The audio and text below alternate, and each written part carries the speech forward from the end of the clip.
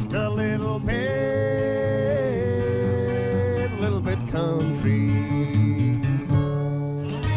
Tonight we have for you one of the most outstanding successes from the field of country and Irish. His career since has been meteoric. No one in the business has a busier diary. Will you welcome, please, the Drumlish cowboy, Mr. Declan Nerney. Over here, Declan Nerney.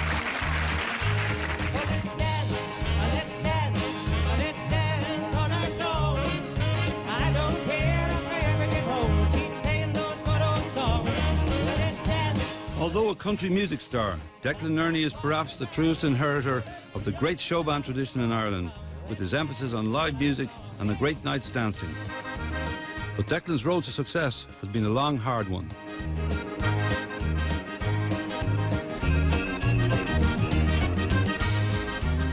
Race night in the Abbey Hotel, Roscommon Town. Declan Nerney arrives to perform his live show. Together with his seasoned musicians well used to the rigours of life on the road, Declan is one of the most in-demand country music performers. We're all very welcome. Harry, how are you keeping? Jerry? His fans have travelled from every corner of Ireland with the certainty of familiar live music and a good night's dancing ahead. He knows many of them personally. Brady always has a great hug for me every time we meet. And Rose? For Declan, success is measured by the pleasure he gives to his fans. But while the crowds now come to see him starring with his own band, Declan had to serve a long apprenticeship. Oh, let's dance all night long. Oh, let's dance all night long. Oh, let's dance all night long. Oh, let's dance all night long.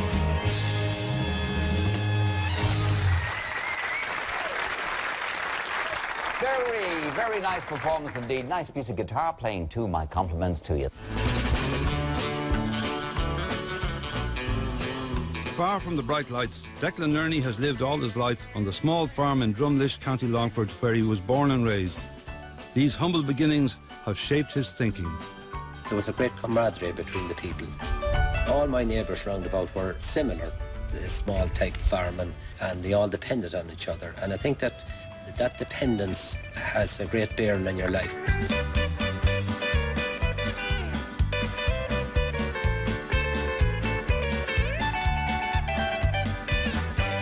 Declan was a small boy who from a very early age dreamed of being a star. At the age of 5, he won a prize for a song and recitation in McFadden's Travelling Roadshow. But as he grew older, he came under the spell of the show bands who used to visit Drumlish. And most of all, he set his heart on becoming a guitarist. But how would he get a guitar? Money was pretty scarce at that particular time, and it was scarce in our house, and I'm sure, you know, it was no different than any other house. So the luxury of buying a guitar had never been seen around our house before, so to get a guitar at that particular time was great. He had to save hard to get his guitar, but he got some help from his parents as well. This guitar had to be got at all costs, so I saved up all my pennies and I had a big jam jar and put the whole lot into the jam jar, every penny I got. And the guitar was bought and the story began. But once he had bought his guitar, there were still quite a few problems to surmount. Yeah, I'm self-taught, totally self-taught. I just all by ear, picking up stuff that I'd heard on the radio, on the records being played, and to the bands, where we would say to the Marquee and Dermish, when I would go there to hear the bands, I would just be so glued to the musicians on the stage and what they were playing, and I'd be trying to memorise as best I could in my head. I'd be whistling to myself on the way home. And maybe if Larry Cunningham's tune had been played on the radio, it was only played maybe once in the day, and you might have to wait and maybe all week to maybe hear it again on the radio if there was a little particular piece that you'd fancy to be able to play.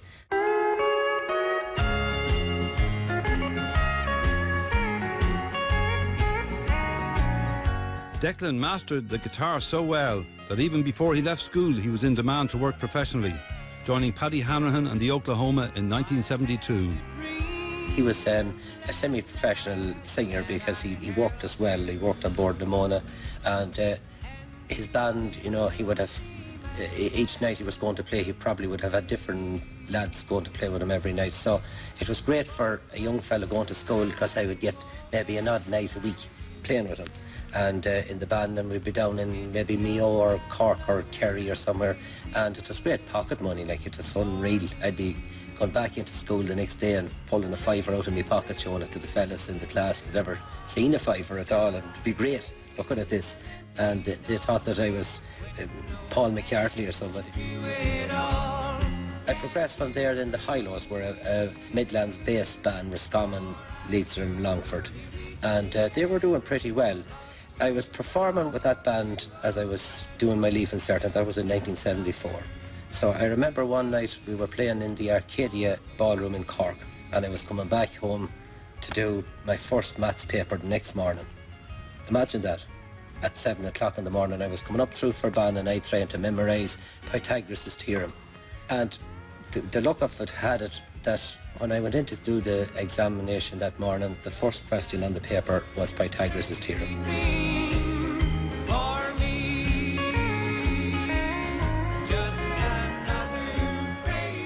Having done his Leaving Cert, it was now time for Declan to pursue his first love, music, full-time, and he landed a plum job with Gene Stewart and the Homesteaders from County Tyrone. He would have been in the top 10 bands at that particular time. So there would be a lot of guitar players at that time would have craved the fact to be able to get that position. And I really enjoyed it, and it was great to get that break. And I remained in his band maybe 5-6 years or so. But in 1980, Declan was headhunted by an even bigger star, Brian Call and his band, the Buckaroos. Where the willow gently sways. Brian was touring America, Scotland, England, all of that, and it was great to get into his band, and it gave me a wider scope and again a lot of experience from those lads. A lot of experience listening to them telling about the early days in show bands and the early parts of their lives as well, because there was a great cultural change happening at that particular time.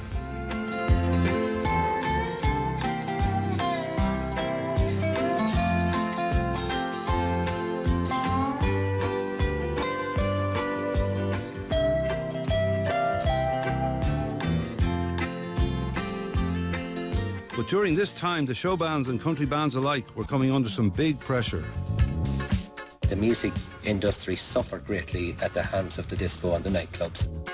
I was very fortunate to be playing in Brian Call's band at that particular time because he was one of the stronger artists on the road that was able to weather the storm. I think it was maybe the toughest time that I've ever witnessed in the music industry.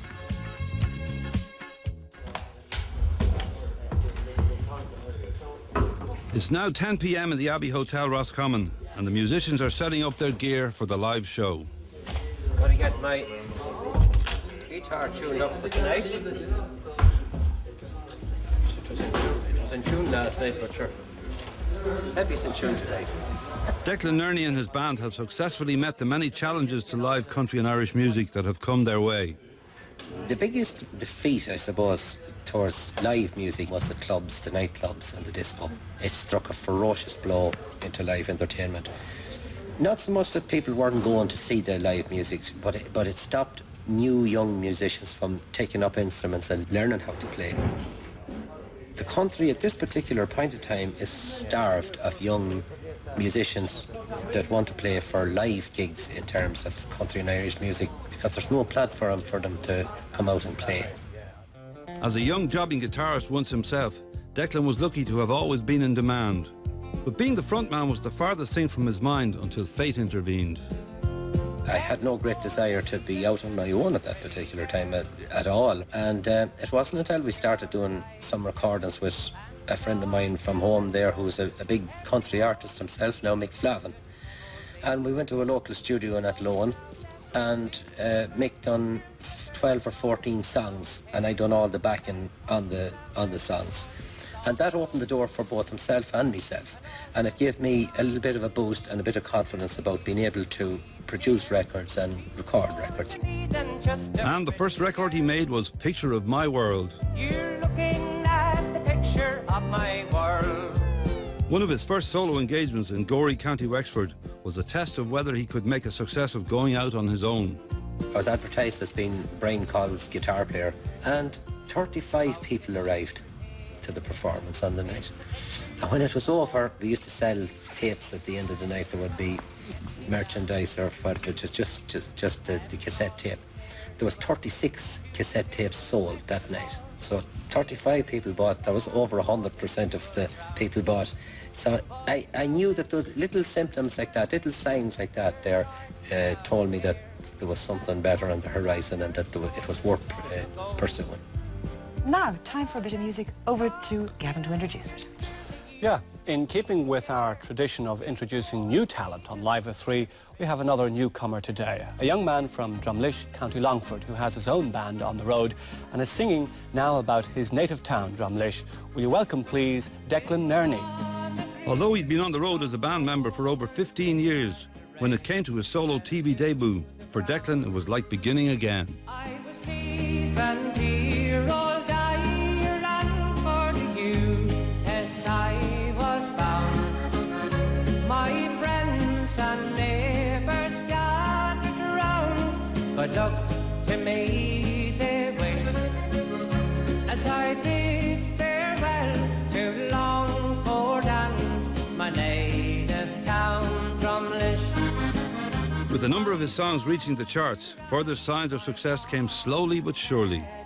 I was going to play in halls in the dance halls at that time that we were doing maybe 500 people, and all of a sudden there was 7 and 8 and maybe 1,000 people in the halls. And people in the business then were ringing me up saying, God, you're to #1 now in Ireland, you're the #1 attraction, and all of this was happening. In 1990, as one of Ireland's top artists, Declan was invited to sing at the All-Ireland football final. Where I wandered alone in my childhood, reviewing sights I once seen. To sing at half-time in an All-Ireland final, that was in the 1990 All-Ireland between Cork and Meath. And I think there was something like 68 or 69,000 people in Croke Park, and all the millions of people watching worldwide as well. It was fairly nerve-wracking, though, I have to say. It lumped my throat. It was unreal, but it was a fantastic moment. It was the highlight of all time. I would say that it was the one.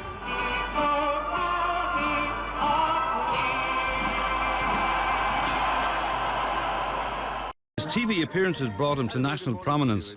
Declan's fan base is primarily rural, and he ascribes his success to local rather than national media. Bit of country music for you right now. Tommy Martin with Declan Nerney, Daniel O'Donnell, all of those guys that you hear of now would probably never have been heard of were it not for those particular radio stations at that time. You had Breffni radios and you had Midwest radios and Mayo and Donegal's all round about.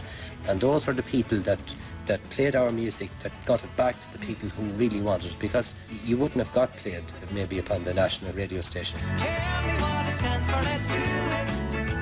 I think there's a lot of people on the periphery of it all that don't really understand exactly what the country and Irish music culture really means and how important it is. Looking back down the road, I think that it'll become part of a bigger picture of our inheritance of what our culture was all about. Having worked hard to establish himself in his solo career, in the 1990s another challenge came down the line that rocked the world of live country music and dance. It's the biggest craze to hit the country since the moving statues. It's line dancing. Step right, left, right, hitch 4, step. So there was a lot of country music clubs that the line dancing eradicated. That was another big blow, a huge blow to the country music clubs. Even though it would wear the hat, so to speak, of country music, the line dancing would, it definitely didn't go anywhere to enhance getting more younger people involved into coming into country clubs. And when we're dancing, it almost feels the same. I gotta stop myself from always whispering your name. She even kisses me like you used to do. Having high standards of musicianship and creating a unique Declan Nerney band sound have always been important to Declan. One of the things that I felt that if anything was going to succeed for me was that I got to create a sound within the band. And that's where my little bit of musicianship came in more handier than a lot of the lads that were starting at that time. I was able to create my own sound, so the brass hadn't been used in Ireland. Everybody talked about country music as being fiddles and steel guitars and all of that. And I went for a brass sound, more of the old show band style to sound. Plus the old thing going on the guitar with the twang thing and the guitar strings, and that worked. And when we're dancing. Plus the fact that I'd say the voice was a little bit unique or different or unusual maybe, and it helped us. I suppose all the bits of unusuality helped.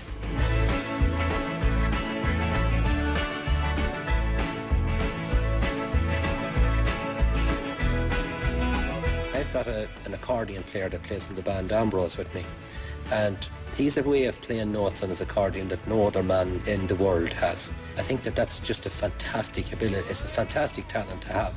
And he's a big part of my sound on the accordion. All the musicians, I would take time out to make sure that I'd get each note perfect from them. The band have to be sharp because the people down the floor deserve the best. And the lads on the stage want that to happen too. It's not a case of them saying, well, maybe it's not the right note. They want to play all the notes right and that the thing is perfect as we can get it. Back in the Abbey Hotel Roscommon, the band are doing a final sound check before they go on stage.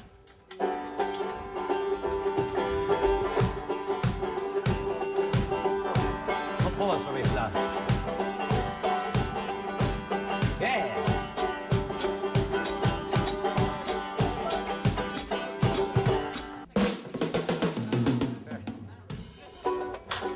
Declan's fans have turned up in large numbers, and it is the prospect of a good night's dancing ahead that attracts them. I'm Tom Webb from Ballyhonus, County Mayo. I'm a butcher, one of the locals down there. I come along to see Declan. It's guaranteed a good night. Declan is the man, the only man to dance to. Many of Declan's fans here tonight have followed him since his early days in the business.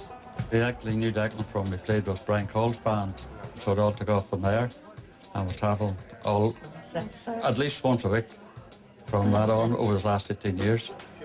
We originally had retired from dancing through the show band era, and just by accident we happened to go to a hotel and Declan was playing that particular night, and we were knocked out. We were like a band, we were like the Mavericks.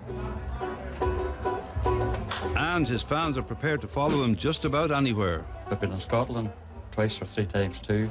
We've been in Fungarola once, but anywhere else over the north or all over Ireland, down as far as Killarney, Galway. There's quite a social aspect attached to it, and we've met a lot of friends, and we make it as part of our holidays that if he's playing in another country, well, use that as your holiday then, and that's your entertainment at night time. Many of his fans at tonight's Roscommon race night will join him at his regular Hoolies, or even further afield at his Hoolies in the Sun. We used to have a fan club a weekend every year, but we've changed it lately to a Hoolie in the Sun, and that has turned out to be a huge success. We bring them out to Spain for a week, and we bring all our fellow artists out as well, the people like Philomena and Larry Cunningham, the people whom I idolised in my life, and we have them on the stage now playing for these people, and it's absolutely fantastic. It's race night in Roscommon, always a special night, and for all the years that we've been involved here in the Abbey Hotel, there is no doubt about it. One of the best nights, one of the biggest nights, one of the great nights of dancing and live entertainment is provided by our next guest. Would you please give a massive Roscommon welcome for Mr. Declan Nerney! It's midnight on a Monday night at the Abbey Hotel Roscommon, and Declan's fans need wait no longer. They're ready to dance the night away. Stop the world and let me off. I'm tired of going round and round. I played the game of love and loss. Hey, stop the world and let me off. Hey, whoa!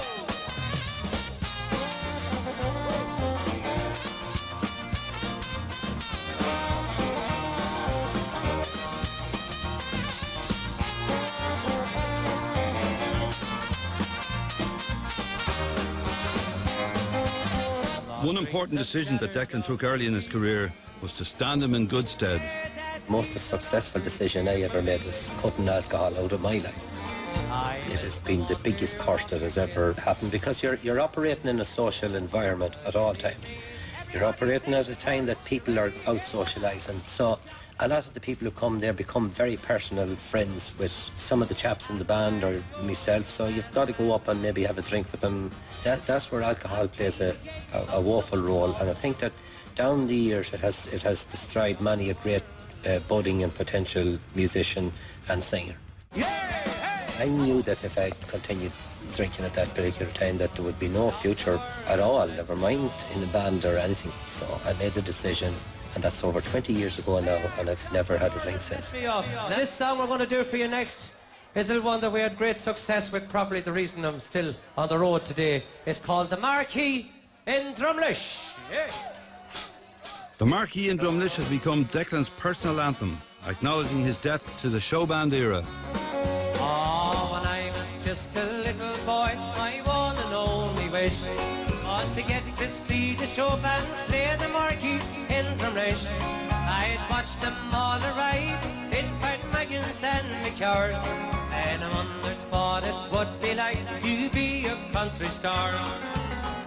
The one thing I will say about us all is the country and Irishy styled people just hang on to their own little thing there, and they enjoy the 60s music, they enjoy the rock and roll, and they enjoy everything else. And I think they're the happiest, they're the people that's been pleased most because they have found exactly where their music is. Whenever when I get up on the stage to perform, whether there's 10 people in front of me or 1,000 people, I would do the same show and I would give it my full ability on the night. Be very thrilled and delighted that I'd done a good show, irrespective if we never got paid at the end of the night. As long as people could come up to me and say, God, you were great tonight, and we enjoyed your songs tonight and your sound, and keep her going. It is now 3:30 a.m. on Tuesday morning, and Declan is still signing autographs for his very satisfied fans. Oh, look at me, honey.